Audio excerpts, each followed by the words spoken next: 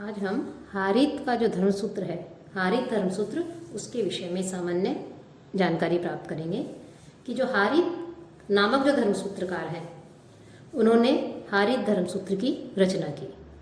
और हारित धर्मसूत्र की जो भाषा है और उसकी जो विषय वस्तु है, जिन विषयों का उसमें उल्लेख किया गया है, उससे स्पष्ट होता है कि यह ग्रंथ जो है प्राचीन है। गद्य के साथ साथ अनुष्टुप एवं जो त्रिष्टुप छंद है उनका भी इसमें प्रयोग किया गया है। हारित कृष्ण यजुर्वेद के सूत्रकार थे।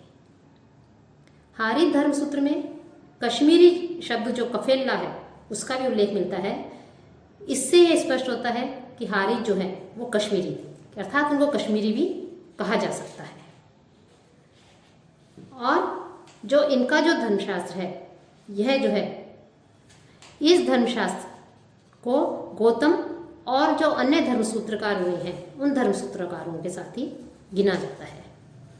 निबंधों में हारित के जो उद्धरण प्राप्त होते हैं, जो उद्धरण आए हैं, उनसे स्पष्ट होता है कि उनके धर्मसूत्र में सभी विषय समाहित थे, सभी विषय थे जो विषय अन्य धर्मसूत्रों में उपलब्ध होते हैं, पाए जाते हैं। कि जैसे धर्म क्या है, धर्म के क्या उपादान है उसका, और जो ब्रह्मचारी है उसके विषय में ब्रह्मचारी उपकुर्वाण और नैष्ठि दो प्रकार के जो ब्रह्मचारी हैं, स्नातक के क्या कर्तव्य है, गृहस्थ वानप्रस्थ के कर्तव्य, साथ ही जो भोजन है उसके भक्ष्य अभक्ष्य का विवेचन है, आशोच व्यवस्था श्राद्ध का वर्णन है, पंक्ति पावन कौन होते हैं, इनका उल्लेख करने के साथ साथ ही आचार के जो सामान्य नियम है उसका भी इसमें वर्णन है।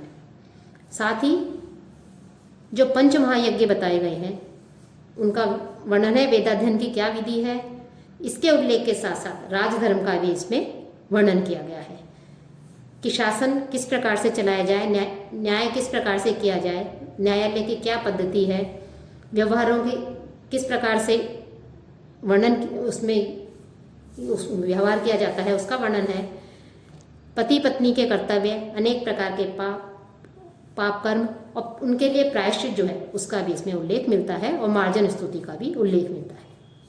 तो इस प्रकार से जो अन्य धर्मसूत्र हैं उन धर्मसूत्रों के लगभग सभी विषय इस हारित धर्मसूत्र में भी हमें देखने को मिलते हैं। समान ही विषय हैं लगभग सभी धर्मसूत्रों में। हारित ने वेद वेदांगों के साथ साथ धर्मशास्त्र, अध्यात्म और अन्य जो ज्ञान है उन ज्ञान की जो विभिन्न शाखाएं हैं उनकी ओर भी इन्होंने संकेत दिया है। हारित ने लगभग जो उदाहरण लिए हैं अपने इस धर्मसूत्र में, वो उन उदाहरणों को से स्पष्ट होता है कि इन्होंने लगभग सभी वेदों से उदाहरण ग्रहण किए हैं। वो किसी एक विशिष्ट वेद से संबंध नहीं थे। उन्होंने कुछ सिद्धांतों का भी प्रयोग किया है। उन्होंने अष्ट विभागों में 2 को क्षेत्र और मानुष का है, लेकिन आश एवं प्राजापत्य को उन्होंने की गणना नहीं की है।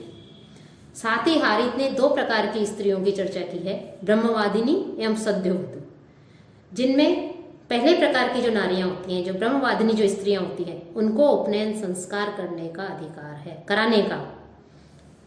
कि यहाँ पर यह बात विशिष्ट रूप से उल्लेखनीय है कि हारित ने स्त्रियों को उपनयन संस्कार कराने का अधिकार दिया है, कि उसमें जो ब्रह्मवादिनियां हैं उनको यह अधिकार है कि वो उपनयन संस्कार करा सकती हैं।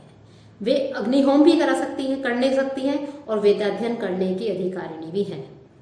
तो इस प्रकार से उन्होंने मुख्य रूप से स्त्रियों को महत्व देते हुए ब्रह्मवादिनियों को उपनयन संस्कार का अधिकार दिया है। साथ ही 12 प्रकार के जो पुत्र बताए गए हैं उन पुत्रों को भी उन्होंने इसमें उल्लेख किया है, उनका वर्णन किया है।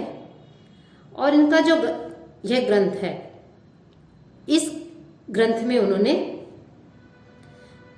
जो गद्य जो भाषा की है, इसमें समाविष्ट है, इसमें जो भाषा है वो गद्य पद्य मिश्रित है।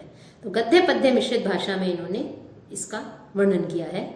तो हारित जो है उन्होंने अपने इस हारित धर्मसूत्र में लगभग अन्य धर्मसूत्रों में वर्णित जो विषय हैं उन विषयों को लेकर ही इन्होंने अपने इस धर्मसूत्र की रचना की है। और इन्होंने सबसे मुख्य बात जो वो यह है कि इन्होंने ब्रह्मवादिनी जो स्त्रियां हैं उन स्त्रियों को उपनयन संस्कार कराने का, वेदाध्ययन का और अग्निहोम आदि करने का अधिकार दिया है।